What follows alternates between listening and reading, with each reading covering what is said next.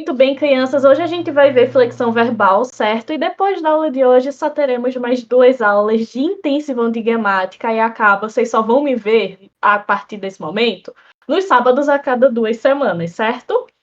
E começando aqui, deixa eu fazer aqui um lembrete para vocês, né? Já fizeram a inscrição do Enem? Todo mundo aqui já se inscreveu? Não deixem para a última hora não, tá, gente? Pelo amor de Deus. Bibi, pelo amor de Deus, faz essa inscrição para tu não esquecer.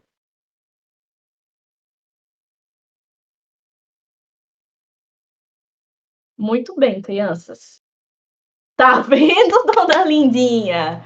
Aí você quer ser exemplo como? Você é monitora como tem que dar exemplo pro pessoal. Vocês cuidem. Bora, depois da aula de hoje, é fazer a inscrição e mandar print pra mim, viu? Quero saber não. É hoje. De hoje não passa.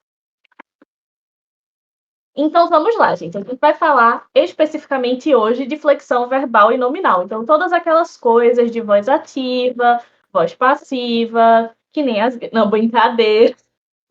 Eu não podia perder a oportunidade, gente, foi mal. Voz ativa, voz passiva, no que diz respeito a verbo, como é que eu posso colocar aqui? Flexões nominais com sujeito, sujeito, obviamente, vai ter um sujeito, né? Com plural, singular. Misericórdia. Certo? E aí, deixa eu lembrar vocês que é amanhã o lançamento do repertório do e-book City Art Repertórios para o Enem, certo? Não percam, porque tá incrível. Se vocês se comportarem, eu posso até pensar em soltar por 5 minutos hoje para vocês, para quem já quiser comprar, garantir com antecedência. Será que vale? Será que vinga? Tipo assim, um spoiler pra galera que tá na aula.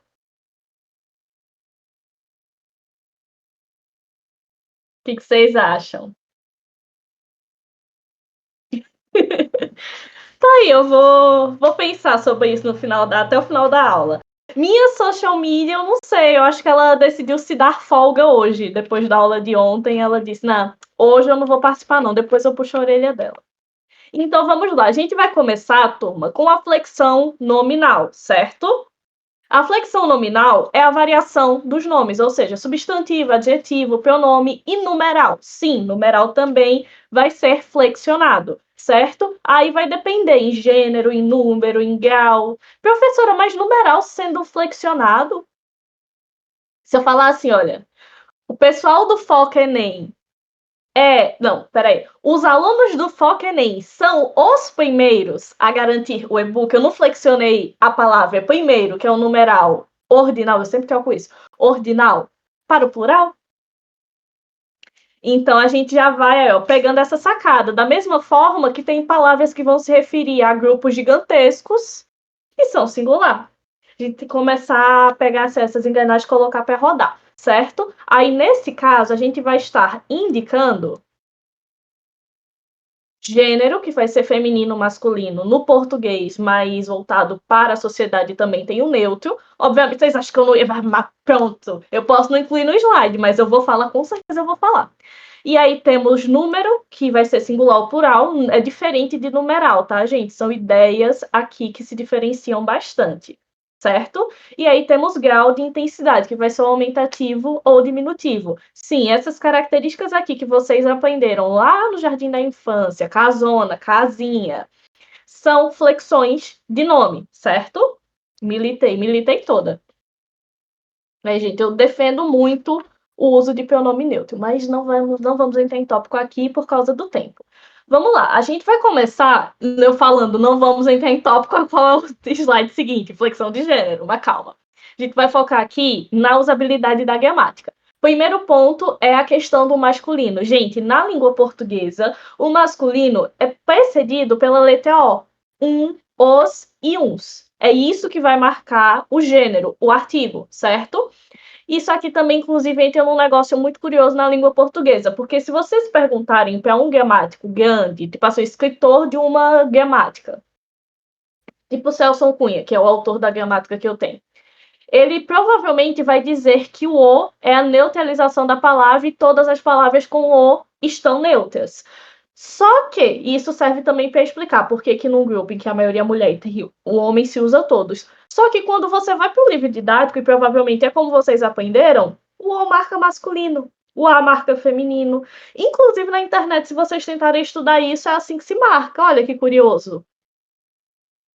Enfim, é só uma informação para advertir vocês.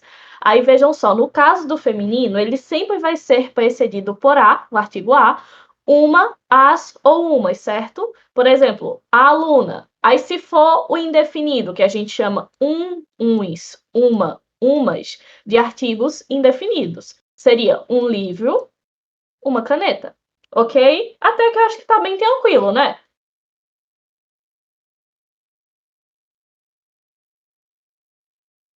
Pronto, aí dentro disso a gente tem os adjetivos, as flexões biformes, certo? Não vão ser sempre adjetivos, geralmente é um adjetivo que pode ser biforme.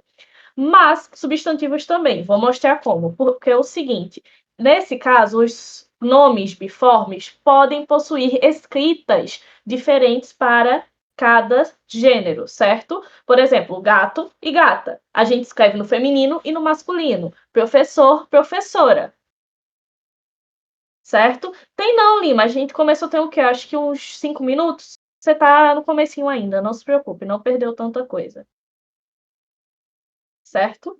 Aí vejam só, da mesma forma que existem os biformes, tem os uniformes, que vai se escrever de um jeito só para ambos os gêneros. O que vai mudar é a marcação através do artigo. Aí, por exemplo, talvez alguns de vocês não lembrem porque devem ser mais novos, mas quando a presidenta Dilma assumiu, a ex-presidenta, ela preferia colocar o adjetivo presidente no formato biforme. Não lembro exatamente se antes disso já era institucionalizado no dicionário, mas eu sei que depois oficialmente passou a ser. Então, hoje, se vocês procurarem na gramática da língua portuguesa, no dicionário da língua portuguesa, vai haver lá a palavra presidenta. Então, foi uma situação, uma das poucas situações bem específicas em que a gente ativamente consegue transformar uma palavra na língua portuguesa, porque esse processo tem uma tendência a ser mais, como eu poderia dizer, não natural, mas não é uma mudança ativa. Pronto, é um processo passivo, porque a gente vai mudando conforme usa a língua. Nesse caso, ela começou a usar assim, gerou-se uma situação no Brasil, porque muita gente concordava, muita gente discordava, mas acabou sendo institucionalizado. Então, há sim a possibilidade da gente passar por mudanças na língua portuguesa que não sejam passivas, que sejam mudanças ativas, para poder incluir outras pessoas, certo? São esses processos inclusivos. Não ofereço brownie para vocês, gente, porque eu fiz e queimou. Mas eu quero doce, então eu vou comer queimado mesmo assim.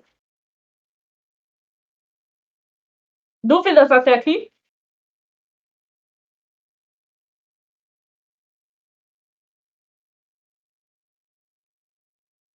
Pronto, então vamos para a flexão de números, certo? Em ter... Não. Em termos de flexão de número, a gente tem o singular, que indica um único ser ou objeto, certo? Que vai ser livre, o carro. E o plural, que indica mais de um ser ou objeto, que nesse caso seria livres, carros. Inclusive, essa semana eu botei na cabeça que eu queria comprar um carro. E aí eu fui olhar o preço do carro que eu queria. Eu fiquei triste. E aí depois passou. E aí a gente tem, gente, regras gerais para o uso da flexão de número, tá? Por exemplo, palavras terminadas em vogal, a única coisa que nós vamos fazer é acrescentar o S, como eu fiz aqui em livros e carros, tá bem? Livro vira livros, mesa vira mesas. Agora, palavra terminada em M, nós vamos transformar em NS. Homem, homens, algum, alguns. Então, sempre vai haver essa troca para indicar o plural. E em alguns casos, quando a palavra termina em R, a gente vai mudar também. Que R feio. Com essa minha cara. Aí, por exemplo, a palavra mulher vira mulheres. No caso de palavras terminadas em ão, a gente tem formas para construir esse plural. Pode ser ons, ães ou ãos. Professora, como eu vou saber? sabendo. A voz do anjo vai sussurrar no seu ouvido. Porque eu efetivamente não conheço uma regra para isso. A gente simplesmente sabe. Por exemplo, que coração, em forma plural correta, seria corações. Ninguém aqui vai falar corações. Vocês falariam corações? Eu não falaria corações. A gente tem pão que vira pães. E isso fica um pouco perigoso. Sabe por quê, gente? Porque tem uma palavra em específico na língua portuguesa que vocês usam muito na redação, que é cidadão. E aí vocês unem essa lógica, se é coração, corações, pão, pães, então cidadão é cidadãos, cidadões. Mas não, é cidadãos mesmo. Então, nesse caso, não pode deixar a voz do anjo sussurrar no ouvido de vocês, gente. Tem que saber. Tem que chegar lá sabendo, pelo amor de Deus. Certo? Assim como, por exemplo, irmão vira irmãos. Ok? Então, decora isso. A voz do anjo pode sussurrar no seu ouvido todas as palavras, mas você tem que saber que o plural de cidadão é cidadãos. Irmões, limões. Não, limões está correto. Cuidado, tá? Com a flexão para palavras terminadas em ão. Esqueci de contar 1, 2, 3, Carlos. Desculpa, Carlos. Eu lembrei agora que eu vi que você estava digitando. Espero que você tenha colocado para gravar. Gente, desconsidera. Eu esqueci de tomar o remédio pro TDAH hoje. Eu tô sem Ritalina. Eu tô sob efeito natural aqui mesmo, tá? É, menos mal. Certo, gente. Agora flexão de gal. Professora, você colocou esse negócio de gal no começo? Eu não faço ideia do que é. Anão. Anão. Anões. Tá aí. Qual seria o plural correto de anão? Os 7 anões. É anões, gente. É anões. É anões. Também não, turma, desculpa. Hoje a aula vai ser pura e simplesmente na força do que o TDAH permitir. Vamos lá. No grau normal, a gente vai usar as palavras de acordo com a forma básica, que é casa, blusa, jaqueta, certo? Quando a gente quer dar um grau, parece uma gíria do sul, muito estranho. Quando a gente quer colocar a palavra dentro de um aspecto do grau, vai ser diminutivo ou aumentativo, certo? E para os dois nós temos formas, não é simplesmente chegar e dizer, por exemplo, celularzinho, certo? A gente vai poder colocar isso no analítico e no sintético. Então vamos lá. O diminutivo analítico seria você acrescentar o adjetivo pequena. Então você não vai escrever casinha, você vai colocar casa pequena. Isso é engraçado porque o inglês só tem diminutivo analítico, basicamente. Eles não têm um termo para casinha. Eles falam little house, certo? Isso, acho top curiosidades da língua inglesa. No português, como a gente gosta de enfeitar bastante o nosso vocabulário, a gente tem tanto a forma analítica, que foi essa que eu apresentei agora, quanto a Raulzinha. Ah, não. Muito bom. Muito bom. A gente empesta os diminutivos para o inglês. Eu autorizo esse empréstimo. Está autorizado. A partir de agora, o dicionário inglês vai vir assim. Little house, housinha. E aí, o sintético, gente, é justamente o uso desses sufixos. Inho, zinho, inha, zinha. Por exemplo, casinha, livrinho, comidinha. Tá certo, Maia, tá certo. É queridíssima. Mas queridíssima já deve ser o suficiente. Não tem ninguém que mereça tanta estima assim nessa vida, não, tá? Cuidado que às vezes vocês dão carinho demais pro povo, aí vocês levam um pé na bunda. Ai, obrigada. Amo vocês. No caso do aumentativo, gente, vamos ter isso no formato analítico, que é da mesma forma que o diminutivo, porém para grande. Então, a gente vai colocar grande. Casa grande, ao invés de dizer casarão. E é legal porque o aumentativo ainda tem mais variações. É uma casona, é um casarão. E percebe que a gente vai evoluindo, a gente vai progredindo. É casa, começa aqui. Casinha, casa, casona, casarão. Dá para pensar tamanhos de casa. Por exemplo, se eu falo casinha, eu penso num estúdio, vou botar muitas aspas aqui, que é alugado a R$ 3.000 no centro de São Paulo. Tem 10 metros quadrados. E nunca para de achar aluguel novo ali. Aí isso é uma casinha. Um casarão é tipo uma casa de 4 quartos, 6 banheiros, 2 salas, uma copa-cozinha por R$ 500 de aluguel. Não, por incrível que pareça, não. Na cidade do interior você consegue alugar um lugar assim por R$ 600 a R$ 800. Morem no exterior, gente, e trabalhem com home office. Garanto a vocês, nunca mais vão sofrer na vida. A Maia não me deixa mentir. Certo? Sobre flexão de grau, vocês têm alguma dúvida?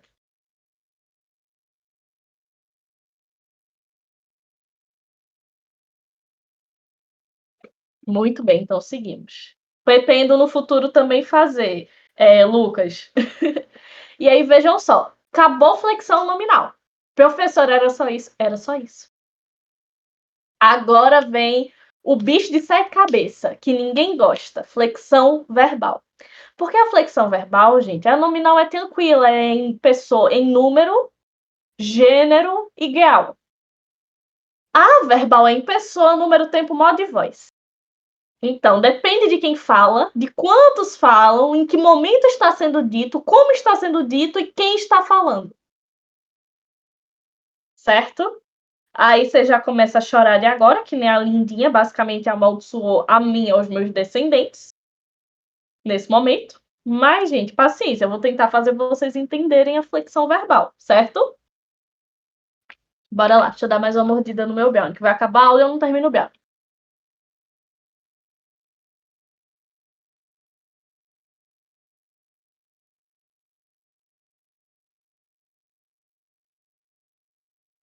Lucas, calistenia não conta. Não conta.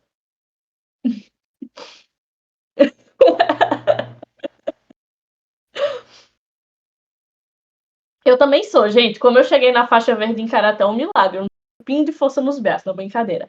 Mas é sério, vai ser tranquilo esse tipo de flexão. A flexão que o Lucas está falando aí eu já não garanto para ninguém. A gente entra em contato com o professor de educação física que vai ter mais sucesso.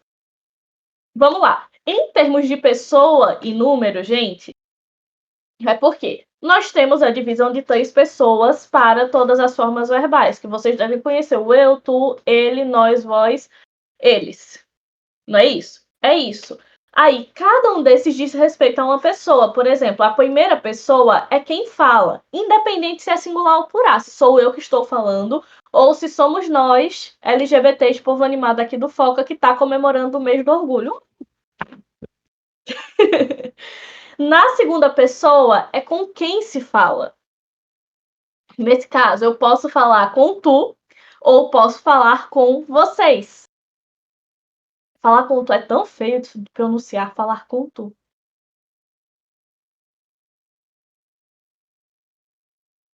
Serve, Lucas. A gente aceita aqui torcedores do Clube de Regatas do Vasco. Lindinha, é porque você nunca teve aula presencial comigo. Eu levava o meu leque para a escola e quando os alunos começavam a fazer barulho, o professor de educação física tem um apito. Eu tenho leque. Era maravilhoso. Aí vejam só. Então, sabe o que é curioso? No Brasil, a língua portuguesa, e isso acho que eu já falei numa aula de variação linguística. Falei no YouTube. O lugar onde se fala mais corretamente o idioma é no Maranhão. Por um único motivo, porque eles conjugam tu. Eles não falam, tu vai e tu faz assim. Eles falam, tu vais e fazes o seguinte. E eu acho muito bonito, muito chique. Gostaria muito, mas eu não tenho capacidade para isso. Eu estranharia demais fazer essa tentativa em um primeiro momento. Aí temos a segunda pessoa, que é com quem se fala. E por fim, a terceira pessoa, que é o favor dos fofoqueiros, é de quem se fala. Ele, ela, eles, elas, seja no singular, seja no plural. É o que eu mais falo. Kalel, você tá se entregando que é fofoqueiro, Cari. Pera aí. Ele dele. Querido, assim, eu tive que parar a aula pra poder ir olhar, né? Senão, não gosto de errar pronomes de ninguém, turma. Óbvio. Muito bem. Então me conte uma fofoca boa. Agora eu quero uma fofoca boa de verdade. Aí vejam só. Por exemplo, com o verbo falar. Eu falo, tu falas, ele, ela fala, nós conversamos, vocês falam, eles, elas falam. Professora, tem a forma do nós, do verbo falar? E aí, tem? Vocês mentalmente jogaram a pergunta para mim, eu já estou devolvendo para vocês. Tem?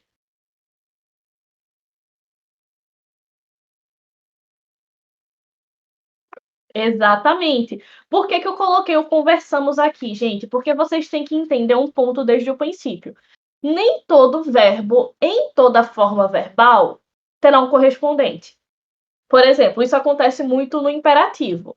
Não tem como eu falar na primeira pessoa do singular no imperativo, porque eu vou dar ordem para mim mesma. Não, gente, eu não nasci para seguir minhas ordens, eu nasci para dar ordem para os outros.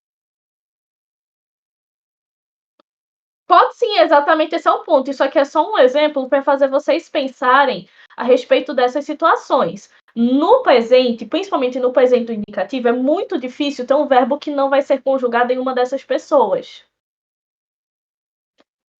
Porém, existe, principalmente no imperativo, certo? Fazendo de novo para fazer bonitinho. Aí vejam só, os tempos verbais. Eu não coloquei todos aqui. Tem mais. A língua portuguesa tem muitos tempos verbais, certo? Mas já dá para dar uma pincelada, principalmente porque lá na falecida, no servidor falecido, a gente teve a primeira parte da aula sobre classes gramaticais. Eu estou em dívida com vocês da segunda parte, que vai ser durante a semana. Eu ainda não decidi. Misericórdia, gente, quanto ódio no coração por tempos verbais, Ave Maria. Eu ainda não decidi em que dia vai ser essa segunda aula, certo? Mas vai ser durante a semana, já para não atrapalhar o calendário do andamento das seguintes. E vejam só, por tudo que é de mais sagrado, não percam, e eu tô falando sério, não percam a última aula do intensivão de gramática, porque é toda sobre interpretação de texto, então dá uma ajuda do cacete com a prova de códigos e linguagens, certo? Se atentem a esse calendário, não percam de jeito nenhum essas aulas finais, principalmente a última. Porque, professora, é porque eu tenho dificuldade em interpretação de texto. Não vai ter mais, mas aí eu não posso chegar na sua casa, invadir a sua casa, puxar você pela mão e colocar lá para assistir a aula no Discord. Você tem que, pelo menos, colocar na agenda do celular. Pode sim, professor, eu dei. Bom, eu vou até tirar print dessas autorizações, ó. Tirei o print, viu? Todo mundo que autorizou, eu vou chegar no chat. Bom dia! Tem o que fazer, não? Porque eu sei que você tem. Aula daqui a pouco. Certo? Então vamos lá. A do presente, eu acredito que seja mais fácil. Por quê? O presente, simplesmente o presente na língua portuguesa, é uma ação que ocorre no momento da fala. Eu estudo agora. Enquanto eu estou dando aula para vocês, eu estou estudando, certo? Aí no pretérito perfeito, turma, é uma ação que a gente fez no passado e acabou, ficou lá. Eu não vou trazer isso de novo, eu não vou continuar fazendo. Eu estudei ontem, ponto. Que é uma grande mentira. Ontem eu não peguei num livro, mas eu estava em crise depressiva, então eu tenho meus motivos. Eu estudei ontem, acabou. Hoje eu já não estudo mais. Ou até posso estudar, mas aí eu vou ter que dizer isso de outra forma. Certo?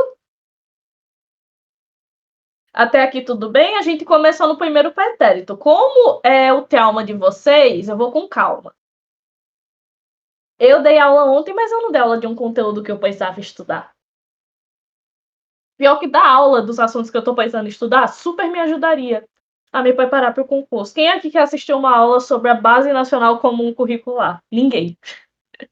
Vejam só, o pretérito... Não, gente, pelo amor de Deus. O pretérito imperfeito trata de ações habituais no passado. Vocês são estranhos.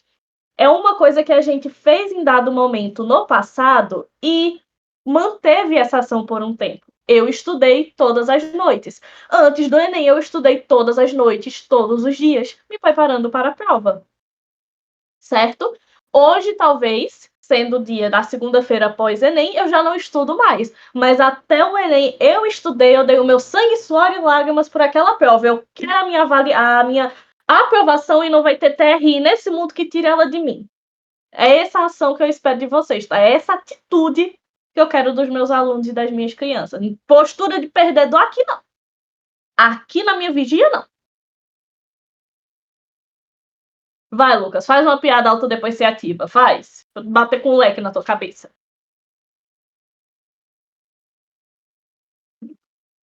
Depois você toma um puxão de orelha, não sabe por quê, mas tá bom. Beleza.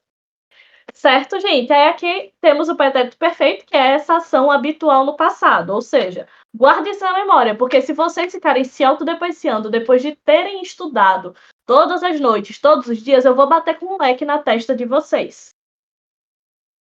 E aí nós temos o pretérito mais que perfeito, que é uma ação anterior a outra no passado. É como se... Eu vou até desenhar isso para vocês, gente, peraí.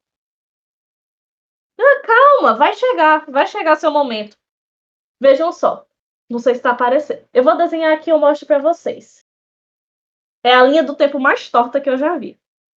Vejam só. Nesse momento aqui, ele chegou. Só que antes disso, eu estava estudando. Não quero ninguém zoando os meus palitinhos, porque quando eu tô com tempo, eu faço uns desenhos bonitinhos até. Mas agora, o tempo de vocês e o tempo que eu tenho de atenção de vocês é prioridade.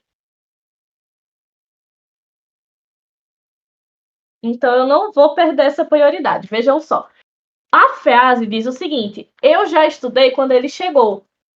Não sei se está dando para ver. Peraí.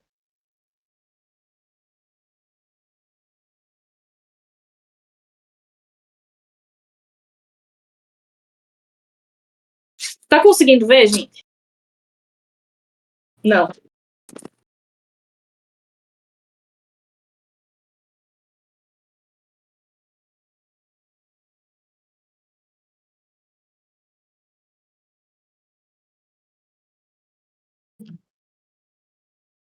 Tá, agora vai. Pronto, vejam só. Aqui, ó. Esse agora. Esse é o momento em que a gente tá, o agora. Certo? Certo. Só que antes do agora, ele tinha chegado. Olha ele aqui aparecendo na porta e balançando a mão. Que bonitinho. Mas antes dele chegar, eu já tinha estudado. Eu já estudei quando ele chegou. Ou seja, eu já estava estudando nesse meio tempo aqui. Aí ele chegou e então estamos no momento de agora. É basicamente isso. Entenderam? Isso é um pretérito mais que perfeito. É um camelo de palito. Não precisa detonar tanto assim, né, Lucas? Tem outro jeito de falar que você me odeia. Pronto, gente. Quando o professor de vocês tentava explicar o pretérito mais que perfeito para vocês, era isso que ele queria dizer. Por que ele é mais que perfeito? Porque já tem uma ação encerrada, ou seja, já é uma ação perfeita, e temos uma segunda ação acontecendo ainda no passado que também é perfeita. Porque ele chegou no passado, pretérito perfeito. Então é mais que perfeito, porque é perfeito duas vezes. Certo?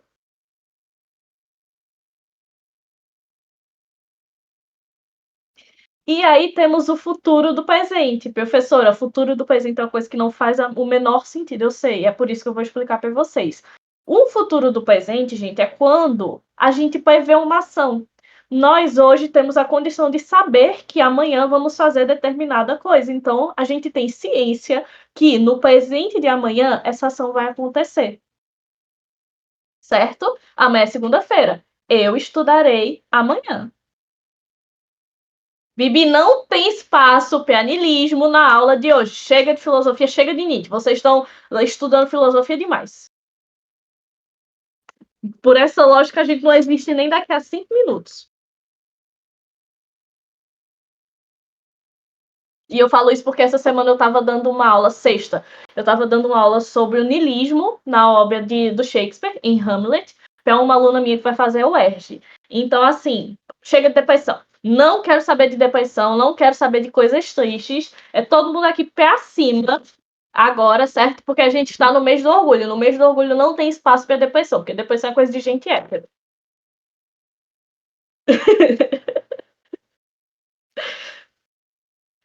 Vocês, aula da UERJ sobre niilismo e Hamlet, gente. Eu não sabia que tinha tanta gente aqui que ia fazer o UERJ. Talvez, sopa. Gente, a cura para a depressão era ter aula comigo depois de que eu tenha tomado banho de ervas. Aí isso cura a depressão de todo mundo. Não vou fazer mais quer. Eu acho que se eu chegar aqui para ensinar vocês a fórmula do desenvolvimento de uma bomba nuclear, vocês vão querer assistir. Não sei como desenvolver uma bomba nuclear antes que alguém pergunte. Certo? Pronto, aí vejam só. Futuro do presente é uma ação que vai acontecer. Eu estudarei amanhã. Eu tenho a certeza de que quando chegar amanhã, irei estudar. Certo? E no futuro do pretérito, é uma ação que vai acontecer em determinadas condições. Eu estudaria se tivesse tempo. Gente, isso aqui é importante. Toda vez que aparecer o futuro do pretérito ou que perguntarem se é futuro do pretérito, olhem se existe um condicional. O condicional é se. Por quê? Eu só vou fazer determinada coisa sobre essa condição. Então, o se vai passar essa ideia de que é uma condição, tá bem? Eu estudaria se tivesse tempo. Certo? Deu para entender essa?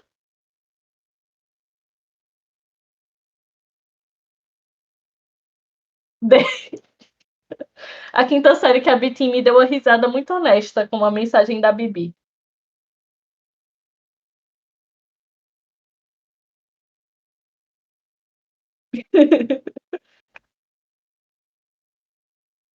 Odeio viver o futuro do Paeté.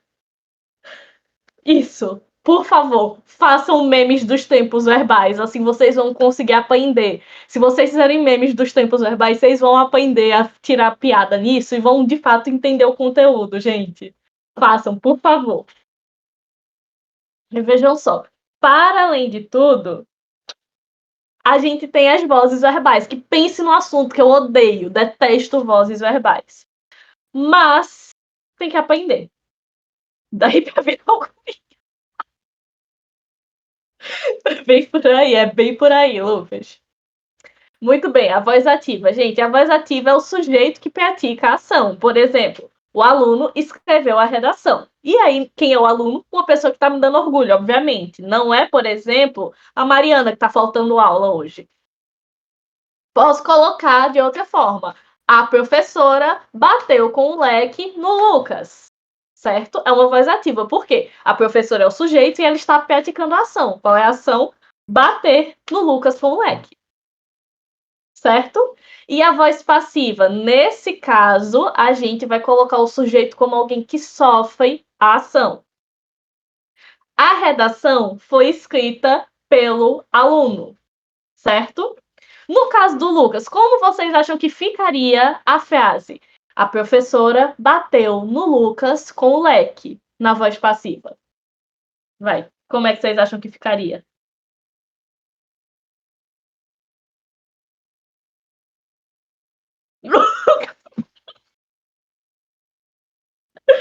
Ai, não.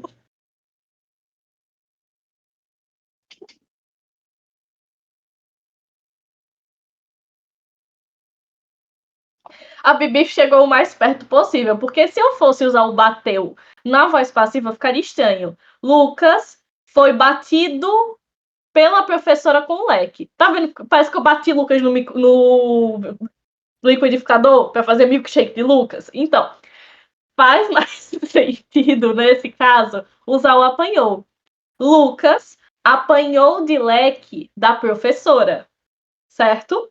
Aí, às vezes, a gente tem que fazer essas pequenas adequações na língua portuguesa, mas para manter o sentido e dava sim para colocar na voz passiva, certo? E aí a gente tem na voz reflexiva, gente, porque a voz reflexiva sou eu infringindo a mim mesma uma ação. Por exemplo, ela se feriu durante o jogo. Ninguém, por exemplo, derrubou a pessoa no meio da grama numa partida de futebol. Ela mesma caiu. Por exemplo, o Neymar. O Neymar gosta muito de fazer isso. Ele é mestre na voz reflexiva. O Neymar se feriu durante o jogo. Como? Ninguém sabe. Não tinha ninguém nem do time adversário, nem do time da própria equipe perto. Ele caiu e se feriu de algum jeito durante o jogo, certo? Brincadeira, viúvas do Neymar. Eu tô só fazendo a piada. Não odeio o Neymar, certo? Mas não vem ao caso, é só pra mostrar pra você que dá pra usar essa voz reflexiva nesse conceito. Ué, ele não já tá morto, não? Não joga mais?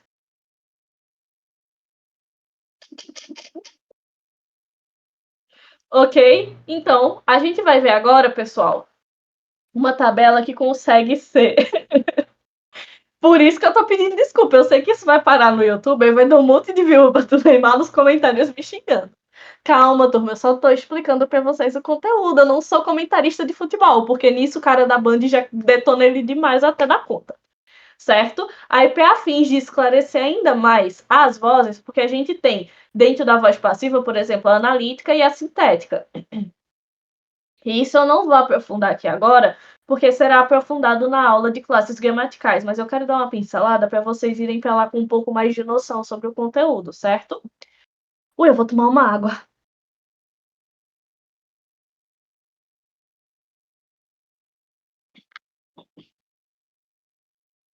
Muito bem.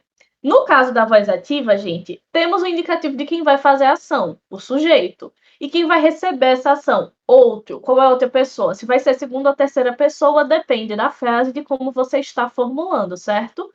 Por exemplo, o médico curou o paciente. Nesse contexto, a gente estabeleceu uma voz ativa ao passo em que o sujeito é agente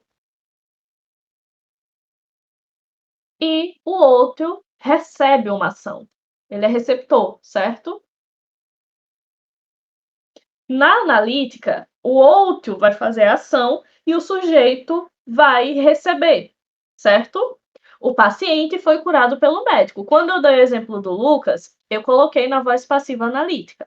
A passiva sintética vai fazer a mesma coisa, só que tem um porém, a gente omite o sujeito, certo? Curou-se o paciente. Quem? Não sei, depende do contexto, depende se está ali claro, se foi informado, se não foi informado, e a gente tem essa possibilidade. Professora, qual é a diferença entre a passiva sintética e a reflexiva? Que nesse caso, eu não estou esclarecendo que o paciente se curou. Pode até que tenha acontecido, mas eu não estou esclarecendo isso. Eu estou esclarecendo que curou-se o paciente. Vocês não podem subentender as coisas na língua portuguesa, gente. Isso aqui serve também para interpretação de texto. Vocês precisam trabalhar com o que está claro ali. Ah, professora, mas subentende. Você não subentende nada. Você está comunicando alguma coisa? É você que produziu o texto? É você que produziu a frase? Não, mas é porque não parece nada. As aparências enganam, certo? Então, interpreta-se aqui o que está claro. Beleza? Curou-se o paciente, quem é indeterminado, é uma incógnita. Quando eu estou falando da voz reflexiva, o sujeito será sempre ele próprio. E a frase vai dar a entender isso. O paciente se curou. Aqui eu estou esclarecendo que foi o paciente que realizou o feito de se curar. Como tomou um chá de erva, sei lá. Aí ele deu um jeito e se curou, certo? Isso é uma reflexiva. E aí temos a reflexiva recíproca, que é quando a gente, principalmente a galera que vai fazer fanfic, que não sabe fazer, escrever ali. Como é que eu digo que eles se abraçaram? Você diz isso, os amigos se abraçaram. E aí a gente vai entender aqui que foi uma ou outra. Uma pessoa chegou lá, oi, meu amigo, que bom, foi lá e abraçou a outra. Isso é uma voz reflexiva recíproca, porque estamos realizando uma ação simular mutuamente entre nós. Estamos nos abraçando, ok? Dá sim, gente. Hoje eu comecei a ler uma maravilhosa, certo? Não era nem para ter começado, que eu tinha que estar estudando, mas aí só tem uns capítulos publicados até agora, vi no TikTok, então eu comecei a ler. Muito boa, não vou indicar aqui para vocês não, mas muito boa, porque vão me julgar. vão me julgar. Principalmente que essa aula vai pro YouTube. A professora lendo fanfic. É, a professora lendo fanfic. Passada. Não, eu não escuto K-pop. Eu não escuto. Eu conheço e coloco por causa da minha afilhada, gente. Aí eu sei que muita gente gosta, eu incluo nas minhas aulas de redação de vez em quando. Certo? Mas eu, propriamente dita, não conheço. E tentaram fazer eu gostar lá no começo, quando era, sei lá, as bandas eram Big Bang. E tinha recém estourado o Gangnam Style. Mas nunca consegui me aficionar em K-pop. Hoje ainda tem uma outra música que eu escuto, por exemplo, Kill This Love, do Blackpink. De vez em quando eu tô indo pro treino de karatê, aí eu vou escutando a Let's Kill This Love. Foi horrível isso, eu sei, perdão. Mais alguma dúvida sobre essa parte ou deu pra entender?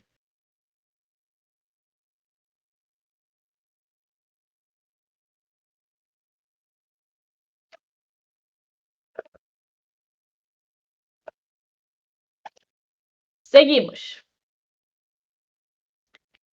E aí, turma, nós temos as classificações dos verbos, porque não basta existir verbo irregular na língua inglesa, a gente vai ter verbo irregular na língua portuguesa também. É, Maia, tem sim. Só que é mais tranquilo, porque vocês já conhecem eles, já usam a maioria deles. Inclusive, eu só tô dando nome aos bois. Os verbos regulares, gente, são aqueles que seguem o padrão de conjugação normal. Amar, vender, partir, seguir, certo? A gente vai ter um padrão que só muda o acréscimo do sufixo. No irregular, a gente vai ter uma alteração não radical, não tão radical, ou que vai acontecer nas terminações. Fazer, trazer, dizer. Eu faço, eu trago. Percebam, eu estou mudando uma parte do radical por outra letra. Então, torna-se, nesse ponto, um verbo irregular. Agora, os anômalos. Maia, fora da minha aula. Sai, tá expulsa.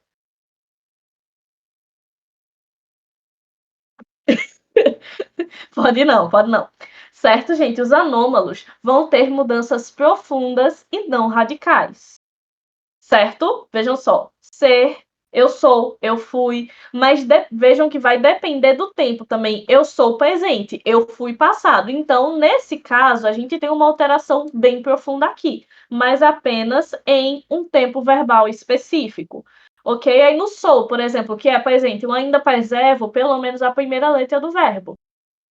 O ir sofre alteração profundíssima, tá?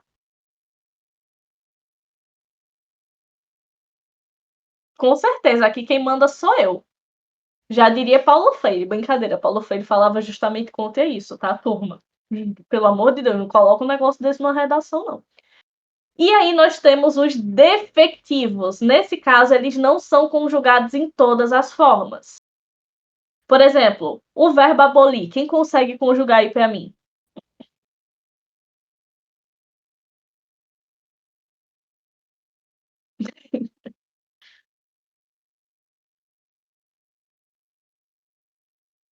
Eu abolo.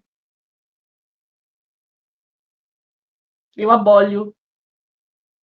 Percebam que nem e é aquilo que eu falei no começo, nem todo verbo vai ser conjugado em toda pessoa. Não dá para conjugar o verbo abolir na primeira pessoa do presente, da mesma forma que não dá para não dá para não dá para conjugar no imperativo, nem no afirmativo, nem no negativo, pelo menos nas duas primeiras pessoas, certo?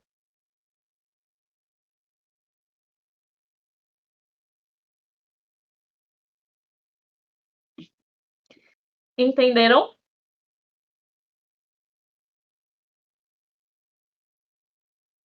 E aí, turma, nós temos os impessoais, que são usados apenas na terceira pessoa do singular, que são verbos que não falam diretamente com uma pessoa. Não dá pra dizer, "Ai, eu chovo." Seria estranho, mas seria muito legal ter poderes de controlar o tempo que nem a tempestade dos X-Men. E ainda assim não daria pra dizer, eu chovo. Seria o quê? Eu faço chover. Vai, Lucas, faz a tua piada, vai. A pessoa já vai esperando. E haver Eu disse haver no sentido de existir, gente, é conjugado em primeira pessoa, em segunda pessoa, em terceira pessoa, em todas as pessoas que vocês quiserem. Mas sem ser no sentido de existir, ele torna-se impessoal, certo? E é na maioria das vezes como vocês usam na redação. E aí temos os unipessoais, que são usados na terceira pessoa, só que a gente tem um sujeito determinado para eles. Por exemplo, latir. O cachorro late. A única coisa. E como a gente sabe que algo existe? Não existe, Maia. Nada ao nosso redor existe. Eu sou um holograma criado pelo Pedro para poder dar aula de língua portuguesa para vocês. O Pedro pediu para o Léo especificamente para criar uma professora de língua portuguesa bissexual que mora no interior do Nordeste. Foi tão perfeita a ideia da criação que eu moro numa cidade que nunca nenhum de vocês vai visitar.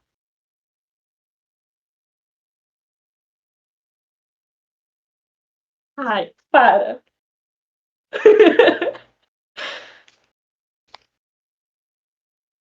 Entenderam? Pronto, aí voltando aos unipessoais. No caso, por exemplo, do verbo latir, ninguém aqui late. Salvo todas as piadas que vocês pensaram até agora, que eu sei que pensaram, ninguém aqui late. Mas sabia que havia uma. Mas o cachorro late. Então eu vou usar o verbo cachorro, o verbo latir apenas para esse sujeito específico, que é o cachorro, certo?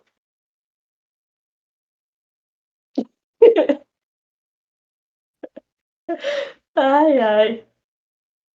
A mesma coisa. Dá para deixar esquecer a gafe, por favor? Deixa a gafe se perder no passado da aula. Deixa a gafe se perder no passado da aula, gente. Credo! Lucas, deixa abaixo. Apaga. Cancela, corta. Cancela. Eu achei isso um pouco testemunho próprio, tá? Você se liga.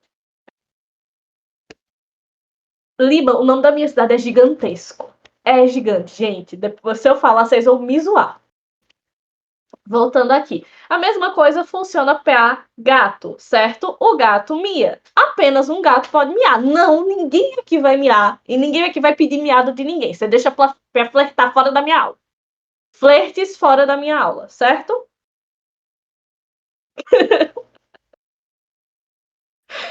Ai, que ó.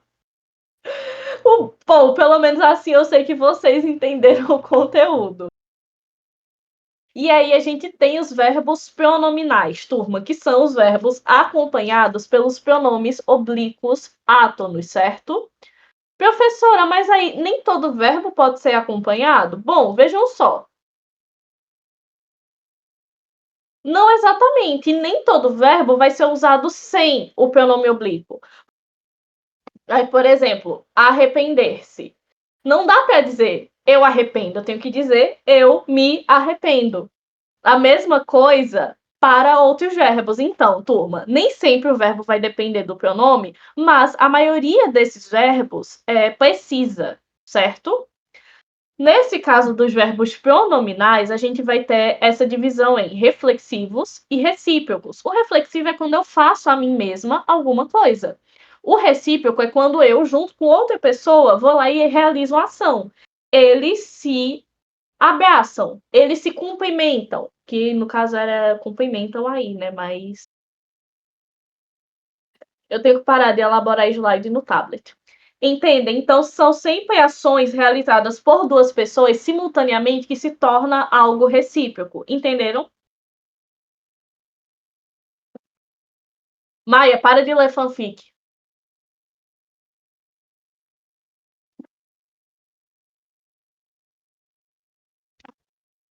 Dúvidas sobre essa, gente?